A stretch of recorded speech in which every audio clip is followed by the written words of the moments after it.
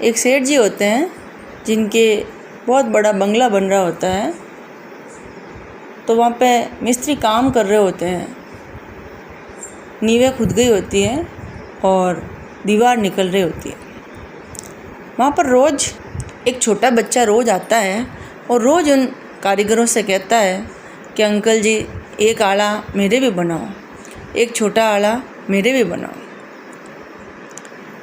अब वो कारीगर रोज़ उस बच्चे की बात सुनते भी नहीं है कि बच्चा है, उसको जो है झिड़क के निकाल देते हैं। तो रोज़ जितनी वो दीवार निकालते हैं, सुबह निकालते हैं, दिन भर निकालते हैं और शाम को वो दीवार गिर जाती है। अब ऐसे करते करते 7 दिन हो गए।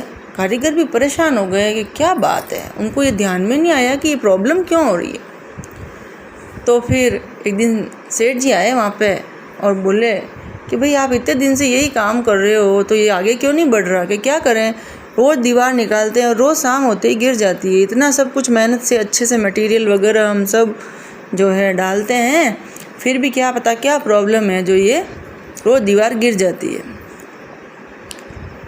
सेठ जी ने कहा कि कोई यहाँ पे आता तो नहीं है, कोई नज़र वजर का तो नहीं है कि कोई, भाई देखो कि साधारण ज़िंदगी में सब सोचते तो है ही है, ये भले कितना ही पढ़ा लिखा हो फिर भी एक बार तो दिमाग में आता ही है कि कोई भाई, इसीलिए तो वहाँ पे अपन काला चक्रा वगैरह लगाते हैं घर पे।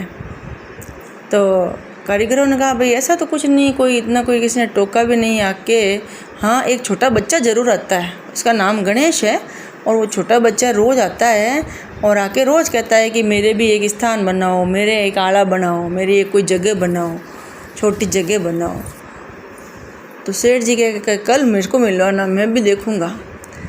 तो जब दूसरे दिन वो बच्चा आया, जब सेठ जी वहीं थे, तो उस बच्चे के चेहरे का तेज जोरदार, बहुत ही सुंदर, इतना मुँह आने वाला बच्चा, उस पर खूब प्यार आए, इतना सुंदर बच्चा, और ऐसी उसकी बोली मीठी।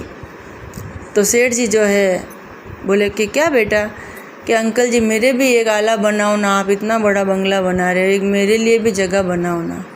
तो सेठ जी ने कारीगरों से कहा कि बना दो, छोटा टाबर है, बच्चा है, कोई बात नहीं, इसके जो है बना दो। जो कारीगरों ने छोटा सा आला बनाया उस गणेश के लिए, और उस शाम को उनके दीवार नहीं गिरी, और जो भी काम करते फटाफट उनके तो महीने 2 महीने में पूरा बंगला बन के तैयार हो गया। और फिर सेठ जी को रात को सपने में वो बालक दिखा और उसने कहा कि मैं भगवान गणेश का ही स्वरूप हूँ और परीक्षा लेने के लिए आया था कि तुम इतना बड़ा बंगला बना रहे हो, उसमें मेरे लिए भी जगह रख पा रहे हो कि नहीं पा रहे हो, कि केवल खुद के लिए ही बना रहे हो। तो सेठ जी की आंखें खुली और वास्तव में कहा कि वो भगवान के स्वरूप थे, भगवान ने साक्षात दर्शन दिए थे। उसके बाद में भगवान गणेश की खूब आराधना और ध्यान करने लगे, खूब भक्ति करने लगे सेठ जी, और सेठ जी का व्यापार दिन दुगनी रात चौगुनी वृद्धि करता, और खूब सेठ जी के जो है खूब उन्नति हुई, खूब समृद्धि हुई। इसलिए जब अपन मकान बनाते हैं या घर बनाते हैं तो अपने को गणेश जी का स्थान जरूर रखना चाहिए, अपन रखते भी हैं।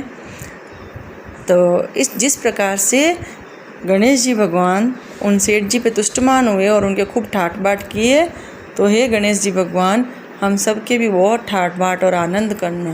बोलिए गजानन महाराज की जय।